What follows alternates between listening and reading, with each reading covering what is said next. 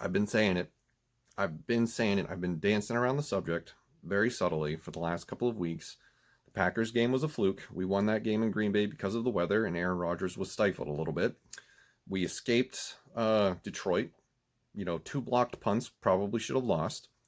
And the Bears are an anemic offense with no running game, and a head coach that's probably going to get fired at this rate. And we win that game despite the Chicago's defense best efforts to keep them alive.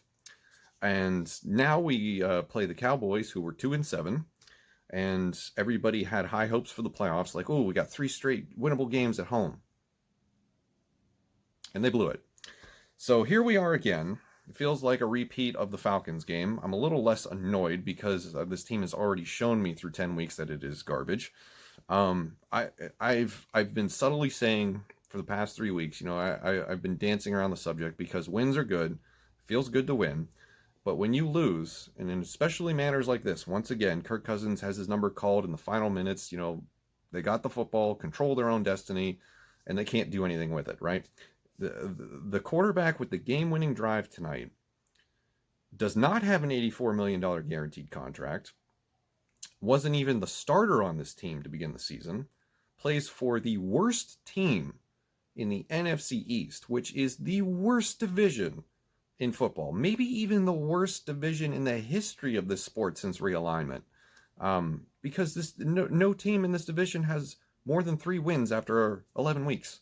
They're all tied, 3-6-1, and then 3 teams at 3-7. Garbage. You cannot tell me that your job is safe after losing before the bye week to a winless Falcons team that had just fired its head coach, and then you rattle off 3 wins. One, you get lucky because of the weather. Another win against Detroit that you probably should have lost because you had 2 block punts. And then another win against the Bears, who have a terrible offense. And, you escape despite the Chicago defense keeping everything, somewhat alive. And then you lose to this team. Your job cannot be safe. Mike Zimmer cursed himself when he said at the beginning of the season, I've never had a bad defense, so I don't expect that to change. It's changed. We need to accept the reality that he is not a good coach. He is not prepared. He is not prepared to prepare this team for games. I just don't know what it is. I don't have an answer for it. I know people said in the beginning, we need to tank for a quarterback. At this point, I hope to just tank for Eric Bieniemy. It needs to happen, because as much as people, after wins, here's what happens after you win games, right? You get this false sense of security that suddenly things have fixed themselves, right? I've always talked about the hot hand fallacy. I've talked about it probably way too much. 3 wins in a row, and then you look at the schedule. Oh, 3 home games. These are very winnable games. These are very bad teams. Jacksonville, Carolina. Carolina is about to come in here next week and whoop our asses. Are you kidding me? That's probably going to happen, even without Teddy Bridgewater, because Mike Zimmer is not going to be prepared for that offense at all. And the hot hand fallacy is that something keeps happening and you expect it to continue to happen on into the future. And that's just a load of crap. And I don't know what I expected, but I expected them to win this game. And it's embarrassing to lose to Andy Dalton and a 2-7 Cowboys team that is at the basement of the NFC East. And, the thing is that I want to dive into for this next part is I'm tired of the excuses, right?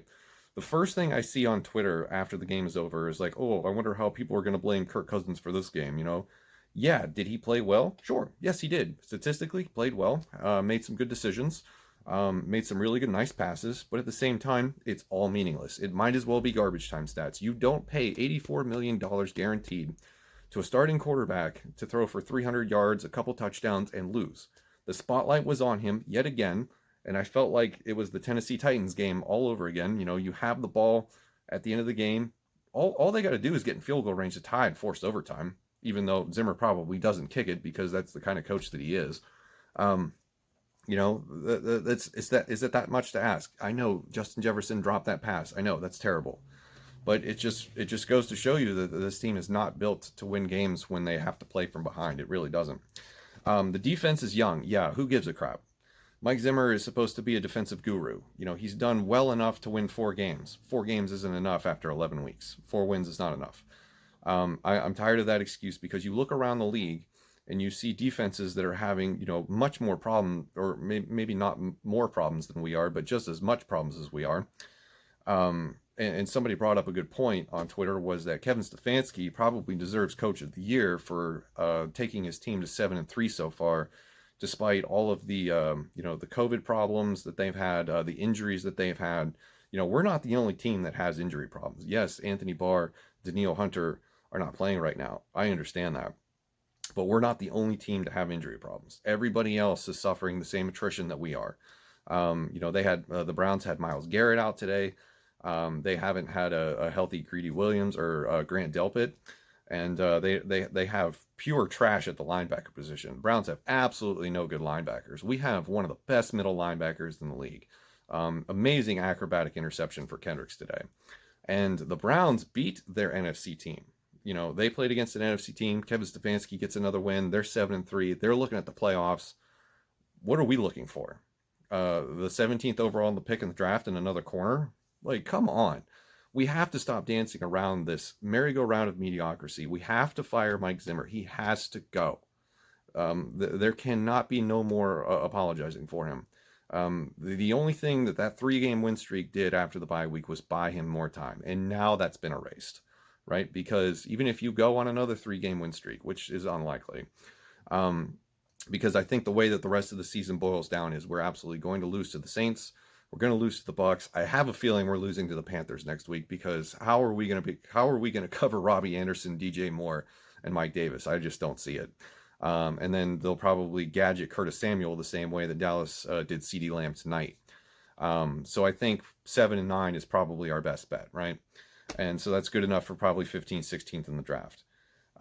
It's just, other than 2017, it's just been mediocre season after mediocre season after mediocre season. And when they do well, they get into the playoffs one time and they lose. Go watch my case for firing Mike Zimmer video. I lay all of this out.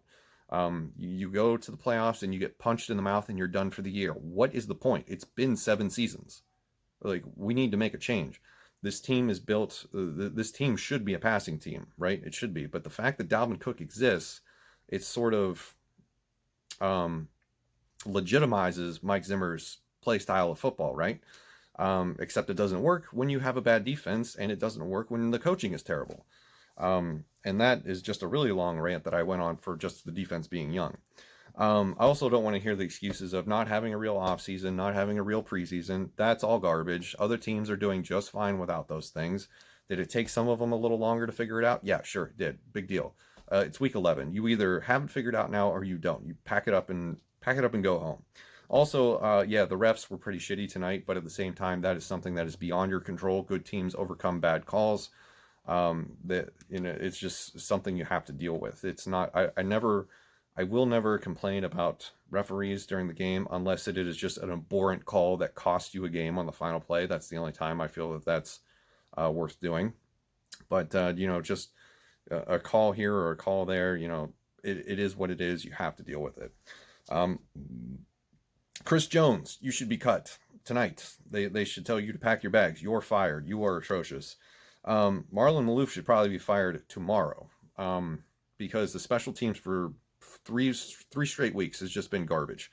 The return game, and I know Mike Zimmer said it in his post game press conference, that the returners need to be looked at, and that is absolutely true, because Osborne has done nothing this season that makes me believe that he's going to be around for another year. And it's just a fact. It's nothing against him. I just don't see it. I really don't. We blow the perfect pass from Colquitt to Boyd on that fake punt, and it's just mistake after mistake after mistake on special teams. It's really costing us. Zimmer's seat needs to be hot. It needs to go. Fire that bad boy back up, because this is on him. As much as I want to blame Kirk Cousins and as much as I want to blame the defense, this is Mike Zimmer's fault. He's the reason we're 4-6. And don't forget, I keep going back to this, but we are one Will Fuller drop touchdown away from having another loss. So realistically, this team should probably be 3-7, if we're being honest with ourselves. And that is just the reality of the situation. That I don't think this team is as good as that 4-win total telegraphs. You know, we're probably a 3, maybe even a 2-win team at best. One of the stats from tonight that really popped my eye that makes me even more fired up to get rid of Mike Zimmer. And yeah, I understand that we don't have the best front seven right now, or we don't have the best defensive line. We actually have a good front seven because of Eric Kendricks and Eric Wilson. That is the only reason. But the defensive line has to step up. And if you are, going to say we're not rebuilding the defense, we're retooling it, then goddamn, you need to do better than 4 pressures on Andy Dalton out of 34 dropbacks tonight. 34 dropbacks tonight for Andy Dalton. 4 times you get in his face against an offensive line that is just made out of paper mache and spare parts. Like, give me a break, okay?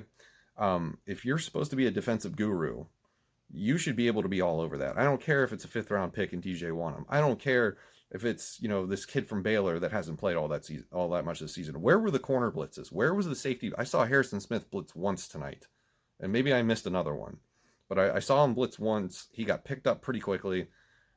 Why not go for it? Put pressure on Andy Dalton. I understand they have wide receivers out there, but the rookie excuses need to go away, because they're either good or they're not. I understand, like, and that's the whole thing. Like, getting back to that, like, the retooling thing was a joke from the beginning, right? There's no reason that any of us should have bought into that whole we're going to retool the defense, we're not rebuilding that, because that's baloney. Xavier Rhodes ended up being a good quarterback, but it took a couple of years for him to develop. So if Jeff Gladney or Cam Dantzler are going to be good too, we're a couple of years away from that. I mean, I felt like Gladney was turning a corner a little bit over the past few weeks, but I think that was just smoke and mirrors for the team from the teams that we were playing. So yeah, it's bad. I don't anticipate us to win next week against the Panthers. The Panthers showed something. I think they're a much better coach team. Matt Rule is probably the real deal. That he's getting a lot of these players. And I think it's, if Bridgewater's healthy, it's going to be the Bridgewater revenge game, and he's going to be fired up for that. So the outlook is not good. I think I think the catalyst probably is the Jaguars game, because the Jaguars are not a good team, but at the same time, they're not going down without a fight. So if we lose to Jacksonville, I think house gets cleaned. I really do. Because at that point, Gary Kubiak becomes the head coach. They fire him at the end of the year, and it's game over. We're in full rebuild mode, and Kirk Cousins has got to go. I don't care if he doesn't throw any interceptions and he has a good game statistically and his passer rating is above 150. I don't care. He's terrible. And the fact that anybody would defend him is garbage, because you know who he is. He is mediocre. Somebody said that, watch the Eagles and Browns game, look at that terrible quarterback play, and tell me you still want Kirk Cousins. Oh God. Oh yeah. Wow. Terrible quarterback play over here. I'm so excited to have my mediocre quarterback play right here. Yes. Thank you. I will take more of this, for another 2 years, fully guaranteed. Yes. Thank you. Love paying $84 million for meaningless stats. Am I right? So, yeah, it's just, today's NFL, the way that this team is built, the way that they want to win games and run offense, there is just so little margin for error that it's not sustainable. It really isn't. So as much as I want to be, excited about wins and stuff, this is it. The season's over. There's no more hopes for the playoffs. The schedule is now not favorable. Yeah, we're back to, we're not back to tanking for anything, because we are probably going to end up in the middle of the draft unless we lose out completely. And even if that happens, I don't think we can get much higher than maybe 8 at this point. So yeah, one of the top quarterbacks is definitely out of reach. So we're probably going to be settling for a corner or interior defensive lineman in the first round of the draft next year. So that's going to do it for this video. We'll talk more about this tomorrow. This video went a little long, but I had a lot to say. So thank you guys very much for watching. Let me know in the comments how you're feeling about this game, and I'll see you later.